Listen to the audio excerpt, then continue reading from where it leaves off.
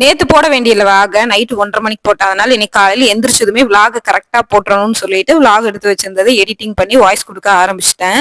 இன்னைக்கு வந்து பாத்தீங்கன்னா, தூத்துக்குடி மீனவன் அண்ணாகிட்ட வாங்கியிருந்த கருவாடு தான் கிளீன் பண்ணி கருவாட்டு குழம்பு வைக்கிறேன். கருவாடு குழம்பு வந்து பாத்தீங்கன்னா, கொஞ்சம் குவான்டிட்டி அதிகமாவே வைப்போம். மாவு இருக்கு, இட்லிக்கும் நைட்டுக்கு ஆயிரும் அப்படிங்கிறதுக்காக.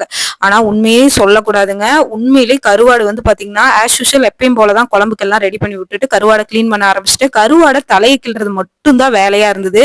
வேற எந்த வேலையுமே இல்ல. ஏன்னா கருவாடு அவ்ளோ சுத்தமா இருந்துச்சுங்க. பாருங்க கருவாடு கழுவுன தண்ணி, தலைய கிள்ளி கருவாடு கழுவுன தண்ணி ரொம்ப கிளீனா இருக்கு. கொஞ்சம் கருவாடு எடுத்து வச்சுட்டேன். கருவாடு கத்திரிக்காய் இல்ல. அதனால உருளைக்கிழங்கையும் போட்டு குழம்பு வச்சிடலாம் அப்படின்னு சொல்லிட்டு கருவாடு சுத்தமா இருந்தது. ஒரு சின்ன தூசு துரும்பு மண்ணு கூட இல்ல. இது எதுக்கு சொல்றேன்னா, லாஸ்ட் டைம் போட்டிருந்த வீடியோல நீ ப்ரமோஷன் பண்றீங்களா, உருட்டுறீங்களா அந்த மாதிரி நிறைய கேட்டிருந்தீங்க.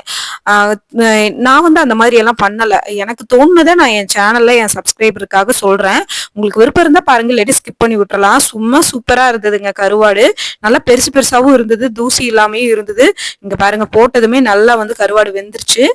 ஸோ கருவாடு வச்சுட்டு தயிர் கூட சாப்பிடக்கூடாது, அதனால கொஞ்சம் ரசம் வச்சிடலாம் அப்படின்னு சொல்லிட்டு இது பண்றேன். நிறைய நிறைய பேர் எங்கிட்ட கால் பண்ணி நம்பர் கேட்டீங்க. அவங்களோட தூத்துக்குடி மீனவன் சேனல்ல பாத்தீங்கன்னாலே நம்பர் இருக்கும். உங்களுக்கு வேணும் அப்படின்னா நான் இந்த வீடியோல கொடுக்குறேன். என்னோட டைட்டில்லயே உங்களுக்கு நம்பர் கொடுக்குறேன். வேணுங்கிறவங்க யூஸ் பண்ணிக்கோங்க. செம்ம சூப்பரா குழம்பு வச்சு திருப்தியா வந்து சாப்பிட்டு இப்படிதான் லஞ்ச் முடிச்சாச்சு.